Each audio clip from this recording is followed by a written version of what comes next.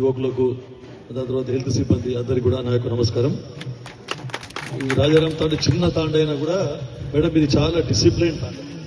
చాలా మంది ఎడ్యుకేటెడ్ ఉన్నారు, చాలా మంది ఎంప్లాయీస్ ఉన్నారు ఇక్కడ. ఇప్పుడు కూడా ప్రతి దాంట్లో కూడా ఏ కార్యక్రమం, ప్రభుత్వ కార్యక్రమాలు కానీ ఏ కార్యక్రమాలు ఉన్నా యాక్టివ్ పార్టిసిపేషన్ ఉంటుంది ఇక్కడ ఈ తాండావాసులది. తర్వాత ఏ సోషల్ సర్వీస్ ఉన్నా కూడా, సోషల్ యాక్టివిటీ ఉన్నా కూడా తాండావాసులు యాక్టివ్గా పార్టిసిపేట్ చేస్తారు దాంట్లో. అయితే ఈరోజు మనకి మారుమూల ప్రాంతంలో పెట్టవలసిన ఉద్దేశం, సారా వాళ్ళ ఉద్దేశం ఏంటంటే యూజువల్గా యాక్సెస్ ఉండదు. మనం పిఎస్సీలోకి పోయి ట్రీట్మెంట్ తీసుకోవాలంటే కొంచెం అంతా నెగ్లెక్ట్ చేస్తాం మనమే. ఈరోజు పని ఉంది, మళ్ళీ చూసుకుందాంలే, తర్వాత చూద్దాంలే అని ఇట్లా రోజు రోజుకి ఆరోగ్య విషయంలో మనం పోస్ట్పోన్ చేస్తూ ఉంటాం. ఇంకోటి, మనకు స్ట్రోక్ వచ్చిన దాకా తెలియదు. మీరు అంటారు, అరే సార్ మంచిగుండే సార్, అన్నం తింటూ ఉంటేనే మొత్తం కాలు చేయి పడిపోయింది సార్, హాస్పిటల్ తీసుకుపోయింది సార్, అన్కాన్షియస్ అయిపోయింది సార్, దారిలో మొత్తం స్పృహ కోల్పోయిండు అని చెప్పేసి బేహోష్ అయిపోయినట్టు. ఎందుకు ఇవన్నీ మనకు ఎందుకు అవుతున్నాయంటే మనకు అవగాహన లేక, మన ఆరోగ్యాన్ని నెగ్లిజెన్స్ చేయవలన, ఎందుకంటే నిర్లక్ష్యం చేయడం వల్ల ఇవన్నీ జరుగుతూ ఉన్నాయి. హార్ట్ అటాక్స్ కానీ, ప్యారలైటిస్, స్ట్రోక్ కానీ. అయితే తర్వాత మనకు జ్వరం వస్తే, దగ్గు పక్షం వస్తే అవన్నీ పోతాం, మందులు తీసుకుంటాం. ఏదైనా కాలు చేతులు నొప్పి ఉంటే మనం పోయి డాక్టర్ దగ్గరికి సంప్రదిస్తాం.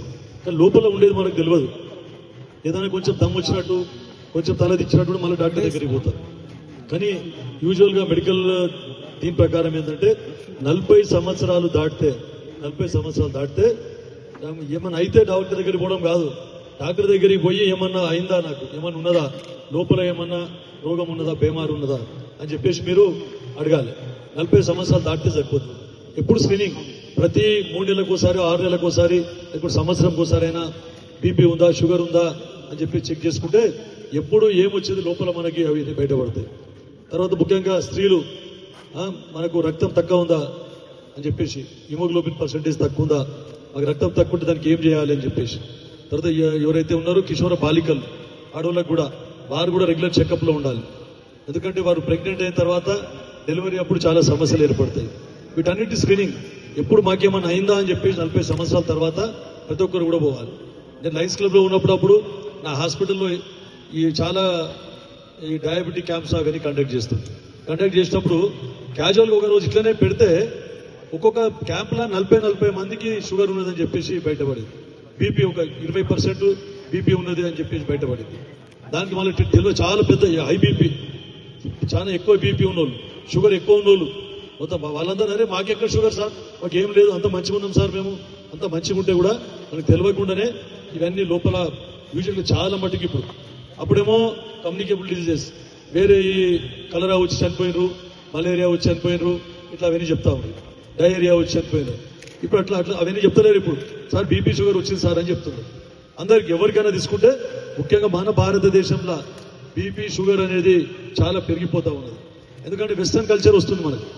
వాళ్ళేమో మనలాగా అందరూ మన భారతదేశ సంస్కృతిని వారందరూ అలవాటు చేసుకొని నిజంగా యోగా చేయడము, తర్వాత డైట్ కంట్రోల్ చేయడము, తర్వాత భగవంతుని పూజించడము, ఇవన్నీ చేసుకుంటూ వాళ్ళు మన పాశ్చాత్య దేశాలని భారతదేశ దీని కల్చర్కి అలవాటు పడుతూ ఉన్నారు. మనమేమో రోజు ఫాస్ట్ ఫుడ్లని, రోజు ఆల్కహాల్ కన్సంప్షన్ అని, నాన్ వెజ్ తినడం అని చెప్పేసి అసలు ఎక్సర్సైజ్ లేకుండా. కానీ గతంలో వెనకటికి ప్రతిదీ ఆడవాళ్ళు ఇసురుతూ ఉండ్రి, నీళ్లు చేస్తూ ఉండ్రి, ప్రతి ఒక్కది కష్టపడుతుండ్రి, అరక దున్నుతూ ఉండ్రి.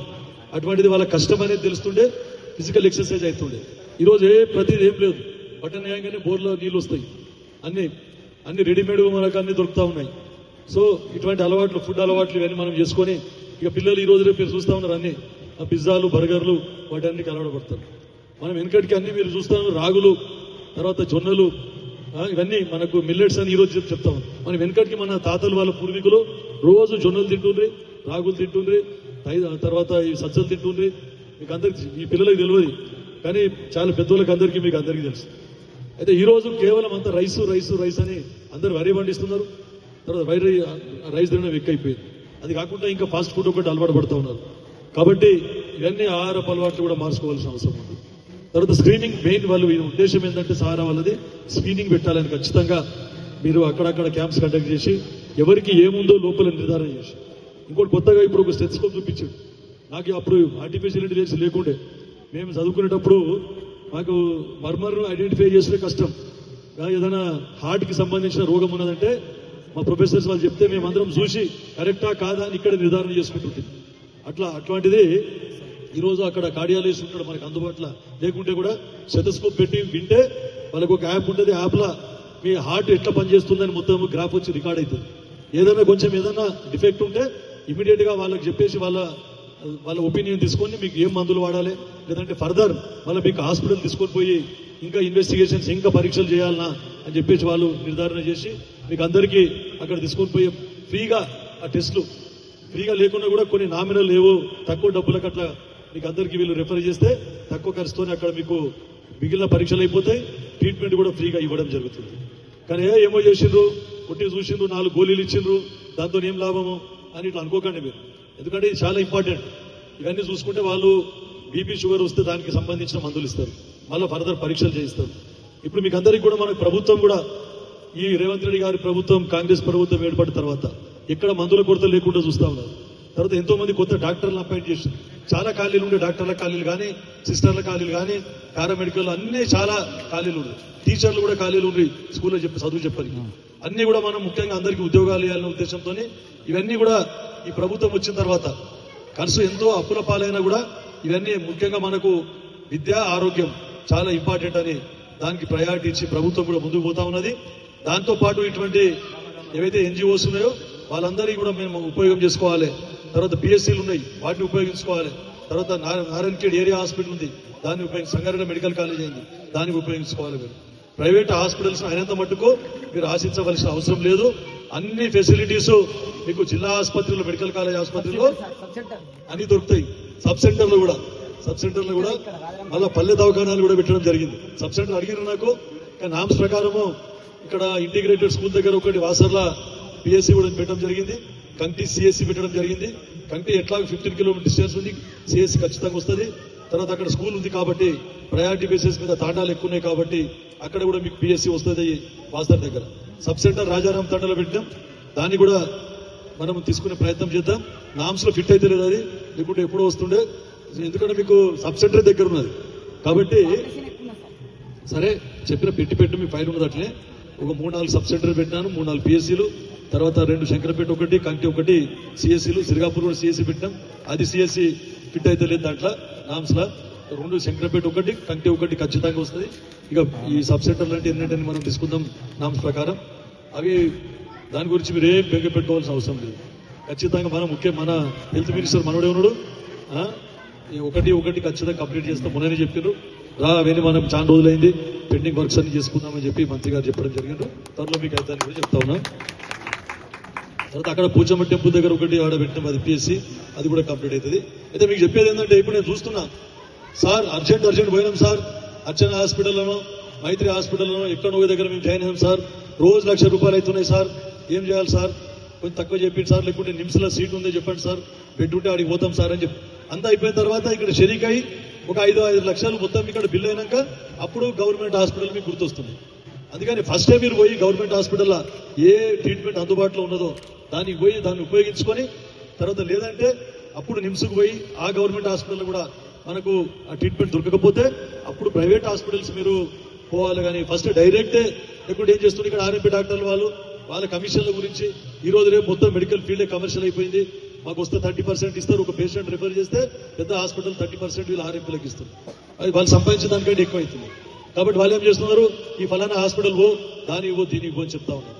కాబట్టి అట్లా చేయకుండా ఎవరికైనా డాక్టర్స్ మీ కుటుంబంలో కానీ ఎవరైనా డాక్టర్స్ తెలుసుకొని ఫస్ట్ గవర్నమెంట్ హాస్పిటల్కి ప్రయారిటీ ఇవ్వండి.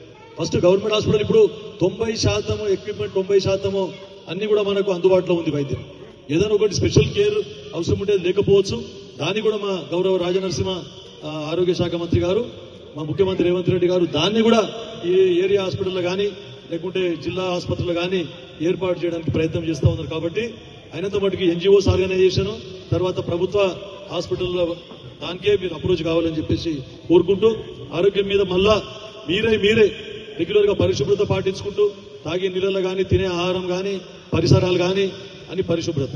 తర్వాత ఇంకోటి వెనకటికి చాలా ఆహ్లాదకరమైన వాతావరణం అంటుండే తాండాల్లో కానీ పల్లెటూరులో కానీ, ఈరోజు మొత్తం డిఫారెస్టేషన్, చెట్లు మొత్తం నరికేస్తున్నారు. ఇప్పుడు అంటారు ఏం దేవుడు వానలు కురుస్తలేవు లేకుంటే వానలు ఎక్కువైపోయినాయి అని చెప్పి మీరే చెప్తున్నారు. మనం రోజు చూస్తా ఉన్నాం. ఏ కాలంలో వర్షం పడాలి ఆ కాలం పడకుండా వేరే కాలం ముందుకు పోతా ఉన్నది, కాలం ఒక నెల ముందుకు పోతుంది, లేకుంటే ఒక నెల అడ్వాన్స్ వచ్చి మొత్తం మనం విత్తనాలు పెట్టగానే మొత్తం అవన్నీ ఎండిపోతా ఉన్నాయి, లేకుంటే అతివృష్టి వచ్చి పాడైపోతా ఉన్నాయి. దీనికి కారణం అంతా డిఫారెస్టేషన్, చెట్లు నరకడం. మనకు ప్రకృతిలో చెట్లు మనకు ఏదైతే ఉంటాయో చెట్ల వల్లనే వర్షపాతం ఎక్కువైతుంది. కాబట్టి మీరు అయినంత మట్టుకు మీరు చెట్లు పెంచడానికి ప్రయత్నం చేయండి.